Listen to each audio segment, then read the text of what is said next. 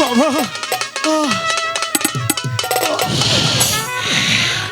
বাদশাহ আমির শাহ সুবহানাল্লাহ গোলাম খা ওরে বেঈমানের দল তোরা আমার সন্তানের চোখ তুলে নিয়েছিস আমার সন্তান আর এই সুন্দর পৃথিবী দেখতে পারবে না আমি তোদেরকে কিছুতেই ছাড়বো না এই শাহী মহলে আমি তোদের দুজনকেই জীবন্ত কবর দেব জনাব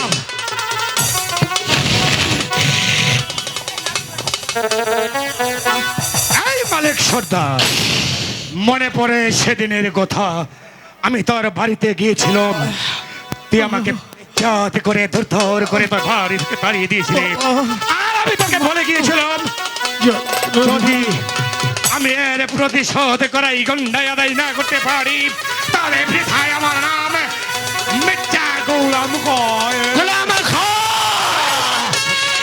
গোলাম খা আর সেই জন্যই তুই আমার সন্তানের চোখ তুলে নিয়েছিস ওরে হারাম তুই আমার সন্তানের চোখ তুলে নিয়েছিস আর এই লাঠিয়াল মালিক সর্দার এই মুহূর্তে তোর বুক থেকে তার কালিজা ছিঁড়ে নেবে তাই হয়ে যাক তাই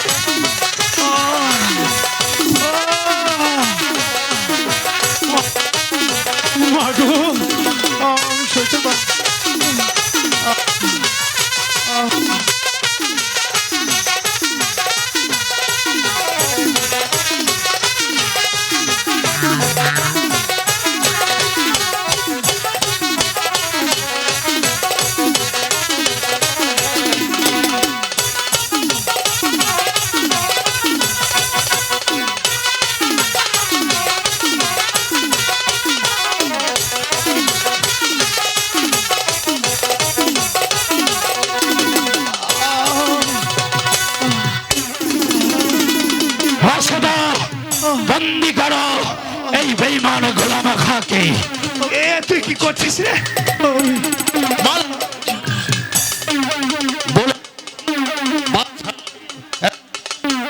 বেশ তাহলে শক্তির পরীক্ষা দাও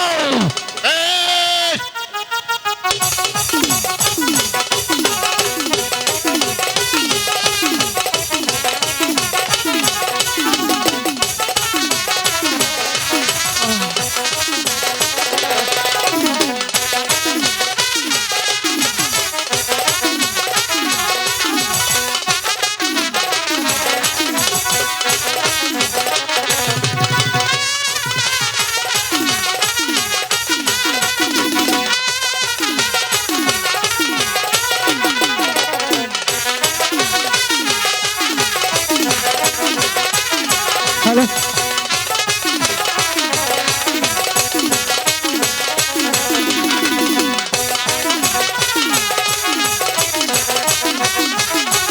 হ্যালো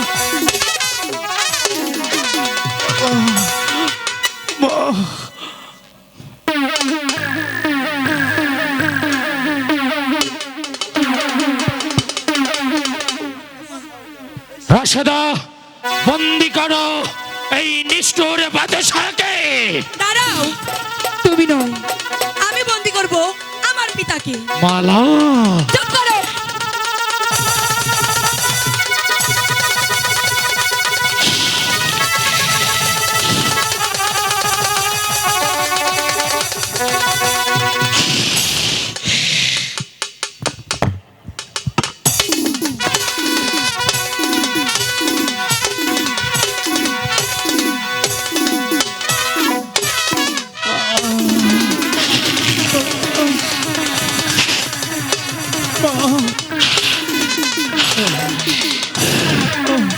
বাদশাহ আমি সিবা সালা গোলাম খাওয়া তোর আমার সন্তানের চোখ তুলে নিয়েছিস।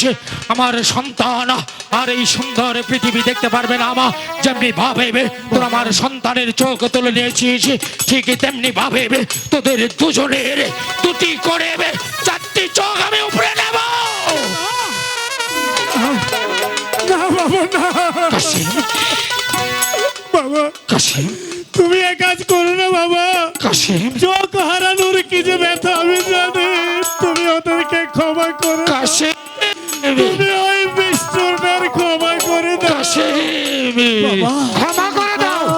ক্ষমা মুহূর্তের লক্ষণ। আমাকে আমার মায়ের কাছে নিয়ে চলো, আমি আর সইতে পারছি না বাবা। আপনারা ক্ষমা করলেও আমি আর সইতে পারছি আমি না। কিছুতেই ক্ষমা করব না। যেমনি ভাবে ওর আমার স্বামীর চোখ তুলে নিয়েছে, ঠিক ভাবে আমিও চোখ তুলে নেব। না, মালা না, মালা, আমি জানি, আমি বুঝতে পেরেছি চোখ হারানোর ব্যথা। আমাকে নিয়ে চলো বাবা।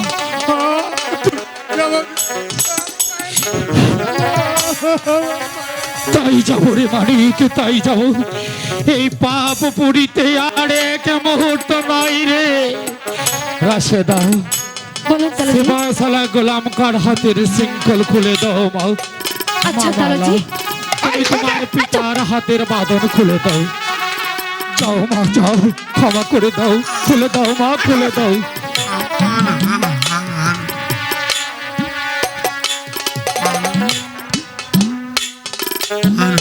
চল বাবা, এই পাপ পুরিতে আর এক মুহূর্ত নয়।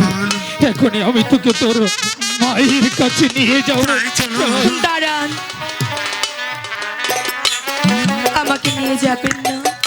কোথায় যাবি তুই? আমার স্বামীর ঘরে। কি বলছিস রে মা? আমি যে সত্যি বলছি। পারবেন না আমাকে আপনার মেয়ে করে রাখতে। কেন পারবো না রে মা? তুই যদি তোর পিতার এই শাহী মহল ছেড়ে আমার অন্ধ সন্তানের হাত ধরে আমার ভাঙা করে চলে যাস, সারাটি জীবন এই বুকের মাঝে আমি তোকে আগলে রাখবো। বাবা, তুই যেতে পারবি না। কেন? আমি তোর পিতা। কে আমার পিতা? আমি মানি না তুমি আমার পিতা। যদি তুমি আমার পিতা হতে এমনি ভাবে নিষ্ঠুর ভাবে আমার স্বামীর দুটি চোখ উপড়ে নিতে পারতে না। আমি চলে যাচ্ছি। এই লাঠিয়ার মালিক সর্দার আজ থেকে আমার পিতা। রাশেদাকে আমি তাই করছি জনাব।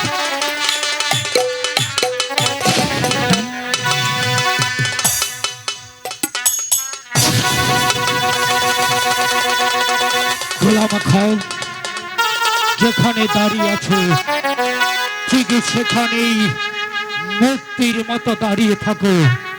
লড়বে তো মরবে। জনাব, আমিও চলে যাচ্ছি জনাব। তবে যাবার পূর্বে আপনাকে আমি দুটি কথা বলে যাচ্ছি। হ্যালো, জনাবে আলম, মনে পড়ে আপনার সেই দিনের কথা, যেই দিন আমি আলিগড় যুদ্ধে জয়লাভ করে জয়ের পতাকা উড়িয়ে আপনার সম্মুখে এসেছিলাম। সেই দিন আপনি আমার হাতে এই বাঁশের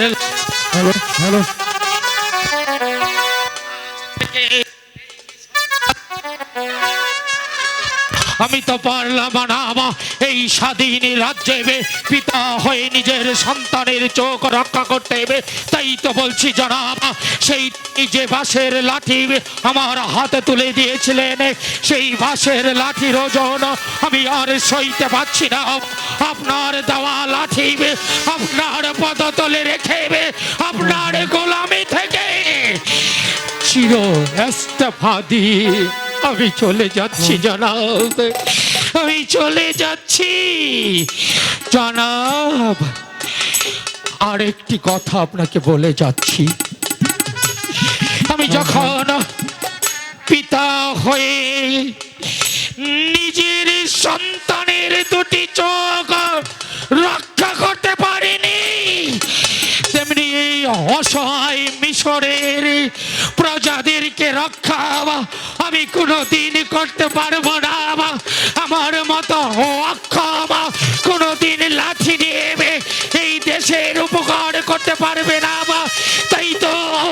আমার অন্ধ